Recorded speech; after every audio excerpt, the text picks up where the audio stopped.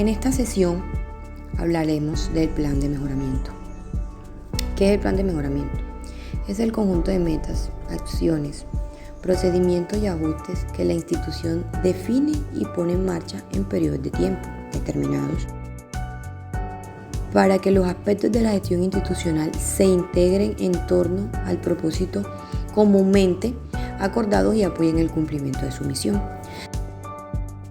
También tenemos por otra parte los objetivos que promueven los procesos internos de las entidades que se desarrollen en forma eficiente y transparente a través de la adopción y el cumplimiento de las acciones correctivas. Pasos para elaborar un plan de mejoramiento. Primero, identificar el área de mejora. El conjunto de fortalezas y debilidades detectadas durante el proceso de evaluación institucional será el punto de partida para la determinación de las áreas de mejora. Como podemos ver, tenemos un ejemplo, tenemos las fortalezas, las debilidades y con eso podemos cumplir el área de mejora para hacer así un análisis más estricto de la identificación. Segundo, detectar las principales causas del problema. Conocidas las áreas de mejora, habrá que identificar las causas del problema siguiendo las recomendaciones establecidas y reflejarlas en la tabla de sesión de acciones de mejora. 3. Formular el objetivo. Una vez se ha identificado las principales áreas de mejora y se conocen las causas del problema, se han de formular los objetivos y fijar el periodo de tiempo para su consecuencia. También se ajusta en la tabla de sección de mejora. 4. Seleccionar las acciones de mejora. La selección de las acciones de mejora es consecuencia lógica del conocimiento del problema, de sus causas y del objetivo fijado, aplicando una metodología adecuada tal y como se recomienda. El área de mejora debe tener descripción del problema, causas que lo provocan, objetivos a conseguir, acciones de mejora y beneficios esperados. Quinto, realizar una planificación. Ahora se está en condiciones de comenzar a elegir, priorizar las actualizaciones o implantar que éstas se establezcan al resto de los elementos que son necesarios para seguir el objetivo fijado. Tenemos la acción de mejora, las dificultades, los plazos, los impactos. Una vez elegida el orden de prioridad, procederemos a construir el plan de mejora. Tenemos el plan de mejora, tenemos acciones de mejora, tareas, responsabilidades de tareas, los tiempos, los recursos necesarios, la financiación, los indicadores de seguimiento y las responsabilidades de seguimiento. Esto es una guía de los cuales cómo podemos hacer un plan de mejora con indicaciones y todos sus niveles con responsabilidades y compromiso. El por qué y el para qué del plan de mejoramiento. En el por qué se refleja la gestión institucional, los procesos, actividades y desempeños de la entidad.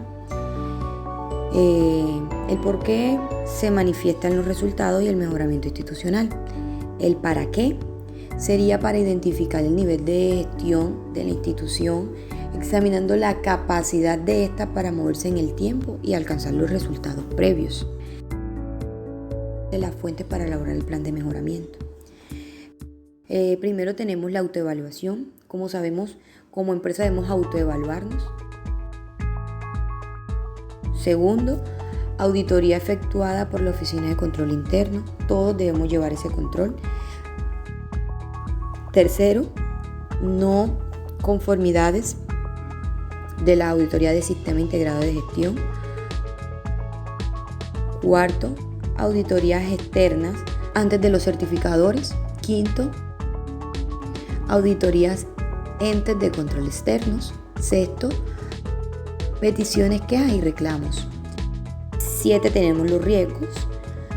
8 tenemos los productos no conformes. En la 9 los resultados de indicadores. 10 los resultados de las encuestas, la 11 revisión por la dirección y 12 tenemos otros anexos.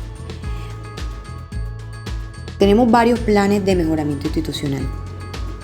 El elemento de control que permite el mejoramiento continuo y cumplimiento de los objetivos institucionales de las entidades públicas.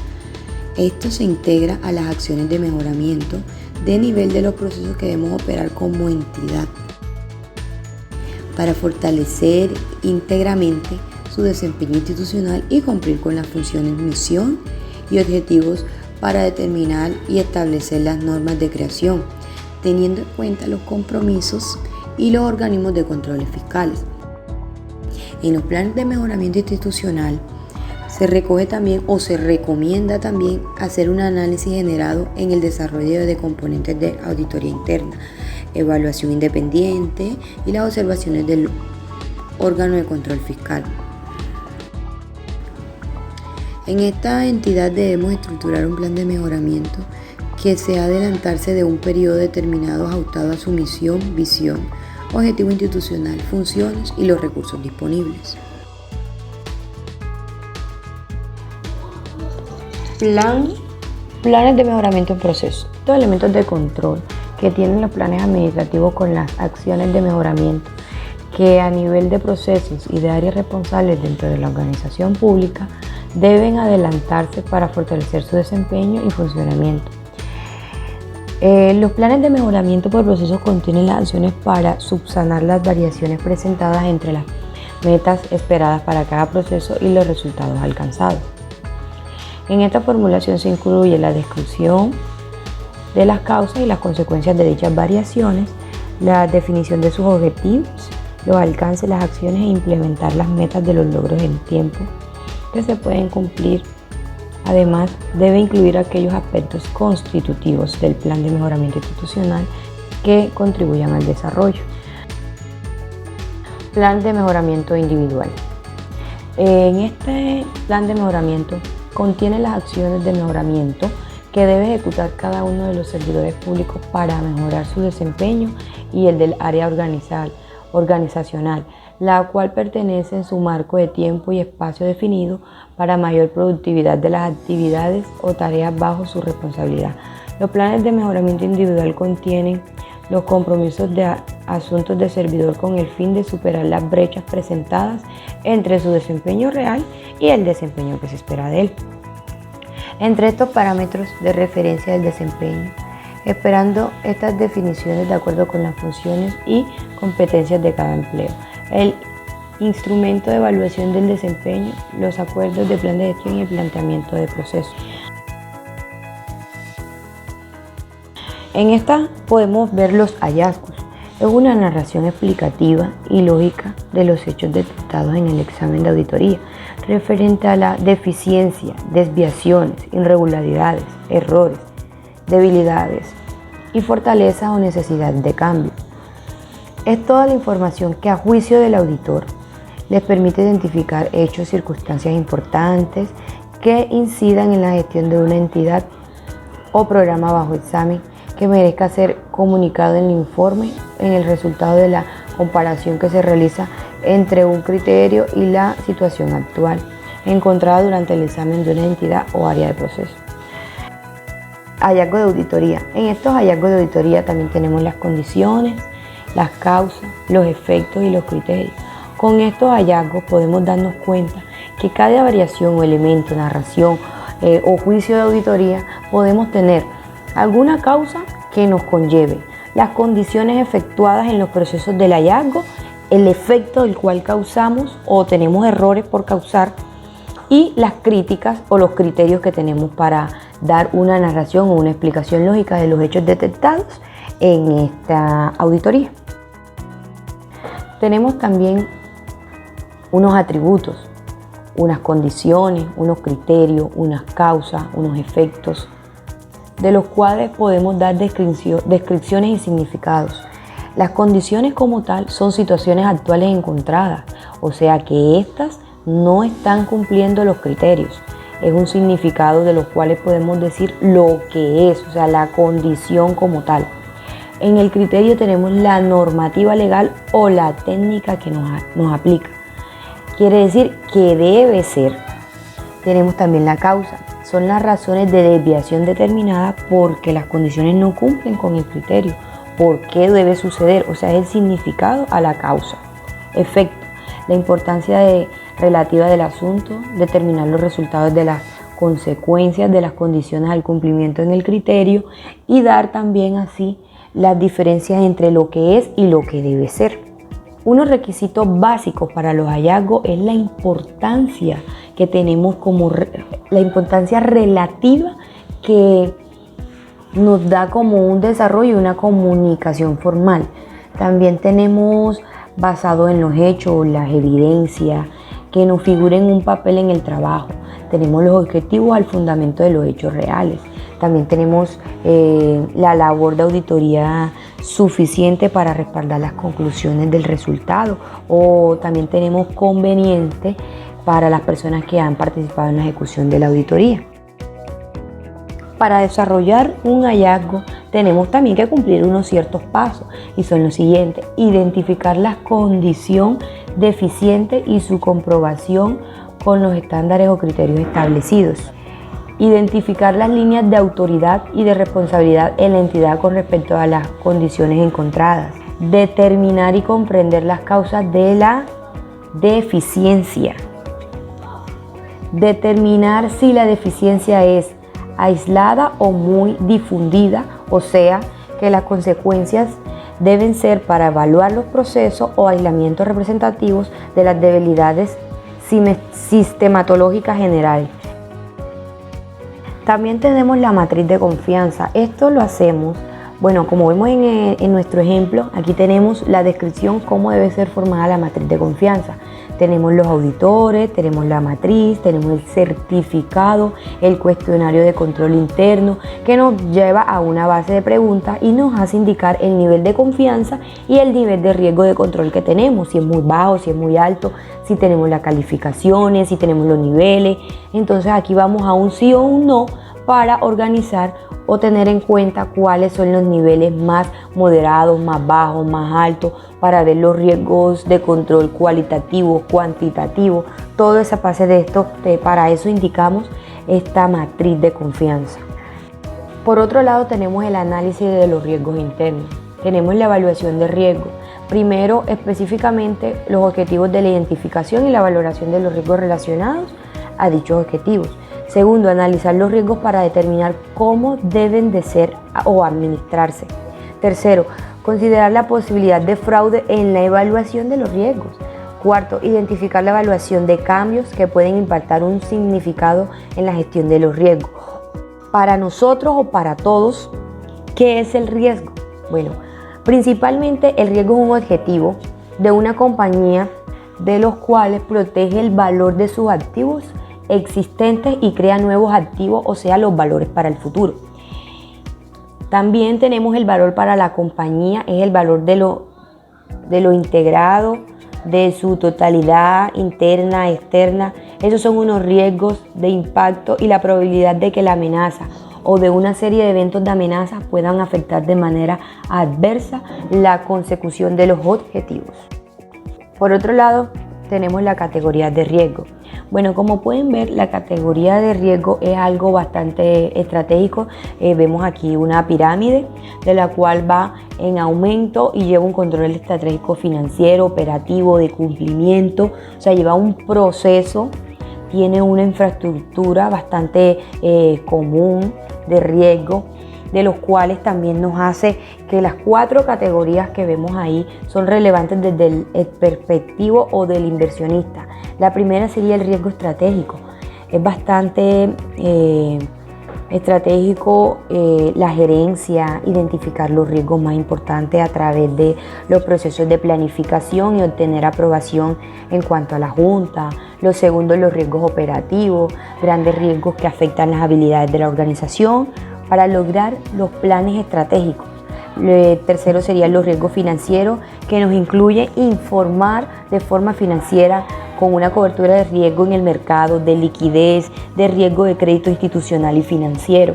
Cuarto, el riesgo de cumplimiento puede ser generalmente el foco principal para las actividades de riesgo de cualquier empresa, como estrategias, planaciones, operaciones. Es una clasificación de riesgos, los cuales debemos tener bastante pendiente las categorías. Por otra parte, tenemos el análisis de riesgo en el mercado.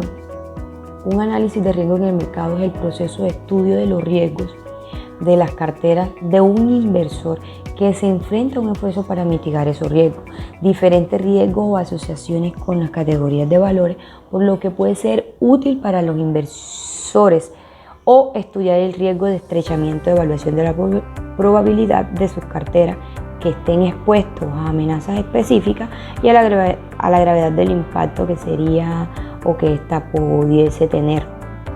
Las empresas también pueden identificarse como un tipo de cliente de análisis de riesgo de mercado para averiguar así la expansión de una novela en el mercado, si vale la pena el riesgo, si se puede hacer los negocios, si el área específica puede estar o no puede contar con una vinculación de nuevos mercados. Estas son preguntas frecuentes que se hacen cualquiera de las empresas, a diferencia de riesgos que están asociados con las diferentes categorías de valores. Un análisis de riesgos en el mercado también puede ser una manera efectiva de descubrir los riesgos de la inversión.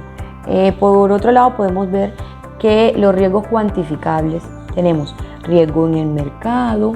Este riesgo en el mercado es la pérdida en la que se puede incurrir debido a la fluctuación de los precios en los diversos activos que se presentan en el mercado, o la variación de las variables como tasas de interés o tipo de cambio.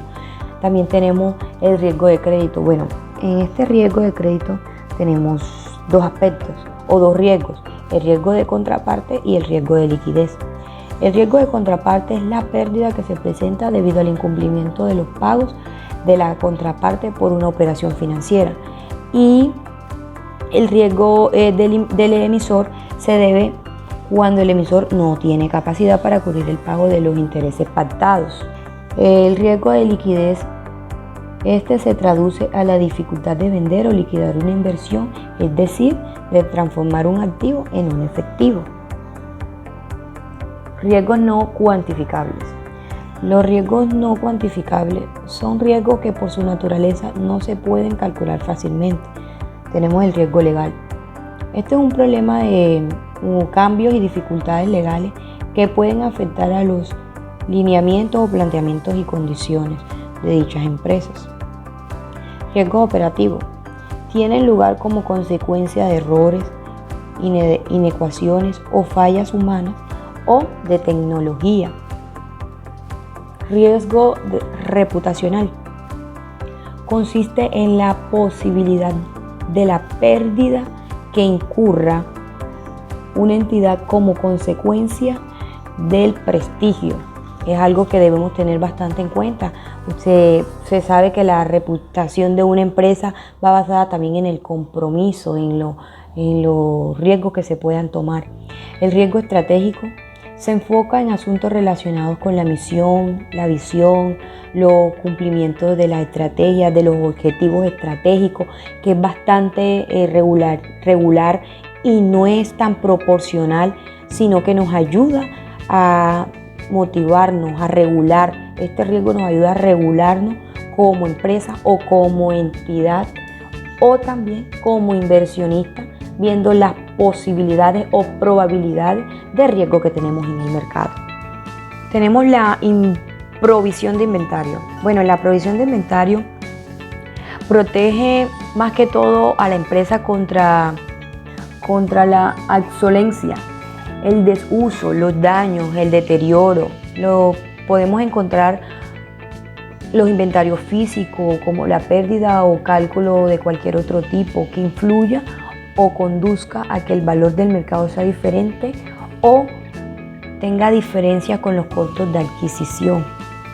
Suele pasar también en la provisión de inventario que también tenemos un decreto regularmente, es el decreto reglamentario 2649 de 1993, que ordena lo siguiente: en el artículo 63, al cierre del periodo deben recogerse las contingencias de pérdida de valor que expresado en los inventarios mediante las provisiones necesarias para ajustarle a un valor neto a realizar. Una provisión de inventario también corresponde al débito en los gastos del periodo, por lo cual se ve afectada la utilidad. Además, hay que tener en cuenta que las provisiones deben ser verificables, cuantificables y ajustables desde el punto de vista contable.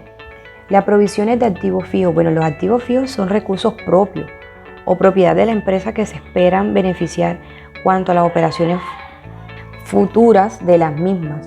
Bueno, en las provisiones también podemos mencionar organizaciones que nos llevan a la mayor parte de activo total. Por ejemplo, puede ser una planta, las instalaciones de la misma o su valor, que se representa en el 70 y el 70% de los activos. Según la organización, se pueden clasificar los activos fijos de tipos de inversiones como inmobiliaria, equipos de oficina, equipos de transporte, equipos de cómputo y toda esa parte de activos que podemos ver o nos pueden ayudar en cuanto a estos activos fijos. En la provisión de cartera también tenemos la provisión, como es tratada como un gasto de los estados financieros de las compañías, ya que se espera pérdidas por deudas incobrables y otros créditos morosos que probablemente se conviertan en incumplimientos o tengan una probabilidad muy alta de incumplimiento. Esto también puede ser estimado a unas pérdidas potenciales de una empresa por el riesgo asumido por el crédito dado a clientes que en ventas de productos o las empresas con consecuencias tienen un porcentaje de clientes que no son paradigmas de sus deudas. Esto también nos implica que podemos usar los datos anticipados y proteger el impacto de estos fondos perdidos. Que las provisiones de nuestra cartera o de nuestros gastos en el que incurra la empresa tenga un respaldo del gasto del débito y no tengamos tantos riesgos en la empresa o la compañía, de las cuales tengamos un respaldo contable en esta cuenta, para tratar así de mitigar los gastos financieros o los compromisos de la compañía en cuanto a las pérdidas de esas deudas incobrables que tenemos, y nos afianzan las provisiones de cartera como una compañía. Proyección de estado financiero. Una de las técnicas de planeación cuantitativa es la proyección de los estados financieros, o también llamada estados pro forma. Las aplicaciones que se pueden tener, entre otras, son las siguientes: conocer cómo se terminará el año para efectos fiscales en cuanto al ingreso y deducciones, con la finalidad de tomar decisiones antes del cierre del ejercicio. Otra aplicación sería conocer las necesidades de financiamiento externo para el periodo que se desee conocer. El método más común y práctico para proyectar los estados financieros es el basado en las ventas. ¿Cómo proyectamos nosotros las ventas? A través de técnicas estadísticas, entre las que se encuentran las tendencias, que considerando datos históricos nos permite contar con datos futuros. Como esta técnica suavizaremos el comportamiento, ya que habrá datos que no siempre guardarán un comportamiento lineal. Desde un punto de vista cualitativo se puede determinar por opinión de los ejecutivos del área comercial. Cuando tenemos determinados el nivel de ventas para el periodo que queremos proyectar, estamos en la posibilidad de determinar dos de los estados financieros principales: el estado de resultado y el estado de situación financiera. En el estado de resultado, la mayoría de las cuentas que proyectamos dan una función a las ventas y se estimarán en base a la proporción que presentó cada una de ellas con respecto al renglón de los ingresos en el último periodo. En cuanto a los estados de situación financiera, las siguientes cuentas se recomiendan sean basadas o a base de la rotación en días del último periodo, o sea, reales. Las cuentas por cobrar, los inventarios, los proveedores, los gastos acumulados por pagar, y asimismo tenemos que considerar las adquisiciones o bajos de efectivos fijos y correspondientes depreciación y las demás partidas de activos. Esto sería una función a las ventas.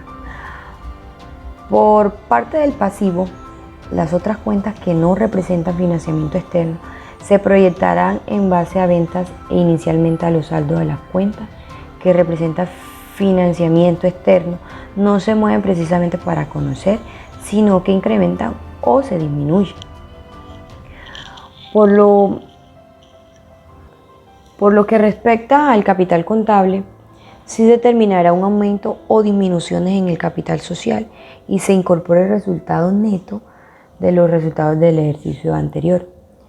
Una vez que proyectemos ya todos los activos como los pasivos y el capital, estaríamos en la posibilidad de conocer 3 resultados posibles y su interpretación a través de un ejemplo sencillo. Primero, si la cantidad proyectada en el activo es de 100 y la suma de pasivo y capital es de 80, la diferencia son 20. Nos indica la necesidad adicional del financiamiento. Se tendrá que hacer un par de iteraciones para calcular los intereses que se generen con las nuevas necesidades de financiamiento externo. 2. Si por lo contrario la suma de pasivos y capital es mayor que la de activos, nos representa la capacidad que tiene la empresa para reducir pasivos, pagar dividendos o adquirir otros activos. 3. En el retorno del caso de que la suma de activos y la de pasivos y capital fueran iguales, nos mostraría que no habría necesidad de recursos externos adicionales, pero tampoco de reducción de pasivos o la posibilidad de pagar dividendos o adquirir otros activos. Otra forma de proyectar las cifras es mediante el flujo de efectivo, en donde para su elaboración necesitaremos contar con presupuestos entre los siguientes: días de cobranza, días de pago a proveedores, importantes de las compras, adquisiciones de activos fijos, otro sería importante de los impuestos, amortizar el capital, los pagos de interés, mínimo requerido en los disponibles. Con base a la proyección del flujo de efectivo tendremos el final del periodo, saldos de estas cuentas, que nos ayudarán a contar con cifras estimadas para efectuar los estados financieros. O por lo contrario, con esta información estaremos en la posibilidad de poder tomar decisiones para verificar aspectos de crecimiento, revisión de políticas, ajustes a las adquisiciones de activos fijos e inventarios. Por otro lado, los pagos de pasivos incrementan la capital social, determinando así también el capital de dividendos, alternativas de fuentes de financiamiento, la evaluación de los costos del capital, la evaluación de proyectos de inversión. Por lo tanto, estas herramientas de planeación nos servirán para lograr objetivos y asimismo establecer los controles adecuados para la marcha del negocio con un horizonte tanto a corto y largo plazo. También tenemos las reservas. ¿Qué son las reservas? Los beneficios no repartidos por las empresas se convierten en reservas con el objetivo de hacer frente a futuras obligaciones, controlando la contabilidad de un balance de situación que proporcione debilitar. Es muy simple comenzar, ¿cierto? Las reservas forman parte de los fondos propios de una empresa y su finalidad es poder hacer frente a las obligaciones con terceros que puedan presentarse inmediatamente, con un elemento balance de situación y un comprendido dentro del grupo del plan. Desde un punto de vista muy general, podemos decir que las reservas son beneficios de las empresas. No se han repartido y se han guardado por la incertidumbre del futuro, aunque existen distintos tipos de reserva. Clasificaremos las reservas. Tenemos la reserva legal. La ley obliga a destinar un 10% del beneficio obtenido por la compañía a reservas durante todos los periodos contables. Es obligatorio por ley. Se obliga a dedicar una parte del capital social a esta reserva, la cual debe estar constituida como mínimo el 20% del capital social, y para ellos se destinará el 10% de los beneficios de cada ejercicio económico. También se puede modificar la cantidad de las reservas aumentando el capital social con cargo a las mismas o incluso con una disminución de este capital social, que están obligadas a encontrarse regularmente dentro de la ley de las sociedades de capital. Tenemos las reservas estatuarias. En este proceso o procedimiento podemos decir que esta reserva legal, pero el origen no es la ley, sino los estatutos de la empresa, obligan a construir esta reserva, o sea, estas reservas estatutarias dependen de lo que se establezcan los estatutos de la propiedad. Reserva especial. La ley puede obligar a la constitución a la reserva por algún motivo determinado. Esta reserva especial también tiene un carácter obligatorio, pero no tiene derivados por el mismo origen. Puede tener diferentes procedencias. La reserva de capital se amortiza, se genera al realizar una reducción de capital para devolverla a los aportes a los socios. La reserva por fondo de comercio se constituye siempre que exista en el activo el fondo del comercio. La reserva por acciones se genera como consecuencia de la adquisición de acciones de la sociedad dominante. Las reservas por pérdidas y ganancias se servirán para la retribución de personal a largo plazo. Las reservas voluntarias. Las reservas voluntarias son las sociedades en la misma que deciden dar forma voluntaria establecida a esta reserva, que incluye los beneficios de la empresa que se ha decidido no distribuir y dejar en el balance de situación. Para construir esta reserva, por primero establecer una reserva legal y la estatutaria. Reserva voluntaria. Esta, como su nombre nos indica, es a cargo de beneficios de la empresa. Evaluación del plan de mejoramiento. Bueno, la evaluación del plan de mejoramiento forma parte del mismo y consiste en verificar que los procesos de implementación se desarrollen formando a los diseños y en medir u obtener información con regularidad de la eficiencia y el impacto de las acciones a medida que se transcurre en el tiempo. En el diseño de plan de mejora se deberá descubrir el proceso de evaluación, incluyendo los indicadores de balance y logro de los objetivos planeados, a fin de tomar decisiones pertinentes. En caso de que sea necesario, estos indicadores son indispensables, en tanto se construyen en mediciones de funcionamiento del proceso y de los resultados. Considerando lo anterior, las acciones que deben realizarse los integrantes del grupo de mejora para la evaluación del plan son: diseñar el plan de evaluación, partiendo de los objetivos, indicadores de evaluación, procesos y resultados previstos. Determinar las técnicas de recopilación de la información, fuentes y técnicas de análisis. Definir responsables. Establecer un cronograma de las distintas acciones de evaluación. Ejecutar el plan de evaluación. Elaborar el informe de resultados de la evaluación del plan y de la toma de decisiones, considerando la valoración positiva o negativa de los resultados del plan de mejora. Una vez expuesto el proceso de diseño, implementamos la evaluación del plan de mejora.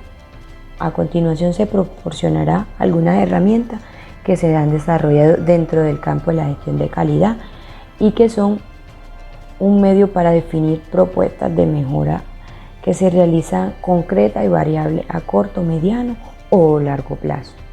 Cabe mencionar que estas herramientas diseñadas en el campo de la gestión de la calidad son aplicables a los servicios educativos y permiten desde la identificación de los procesos propios del control de calidad, el monitoreo de los mismos y la solución de problemas derivados en su implementación. Algunas son muy simples en cuanto a su uso y otras más complejas. Sin embargo, es posible aplicar según se requiera, ya que proporcionan un apoyo para la realización de las tareas de los grupos de mejora, además de aportar datos de valor incalculables para la toma de decisiones relacionadas con la calidad.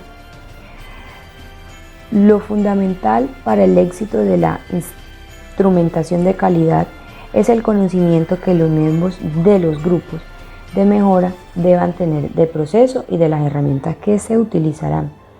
De ahí que como resultado del uso de estas herramientas se espere proporcionar una base para definir procesos de mejora de calidad y apoyar la serie de mejoras o pequeñas que son intermitentes, que realicen los equipos de personas que trabajan para aumentar la satisfacción de los usuarios.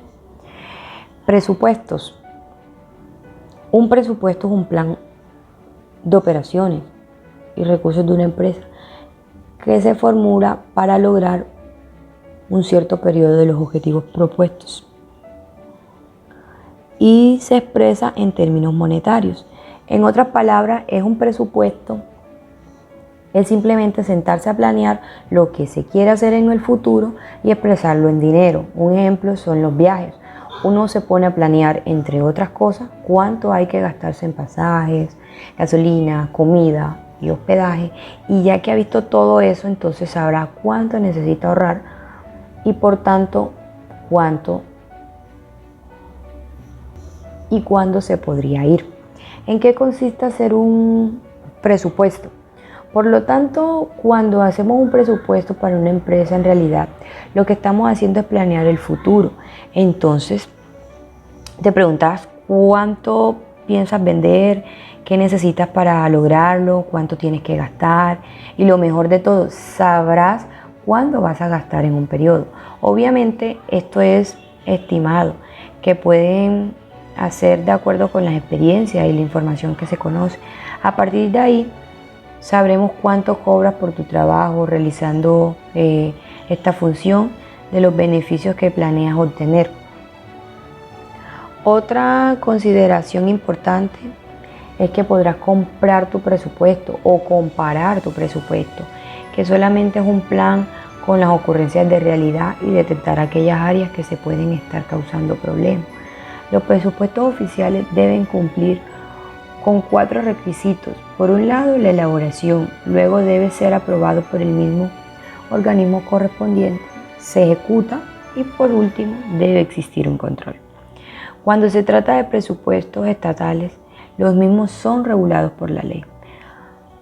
Los objetivos centrales de los presupuestos es realizar controles cercanos a las compras, ventas y cuantificar ingresos y los gastos del dinero. Tienen además como finalidad prevenir y corregir errores y por último realizar los controles financieros del ente económico.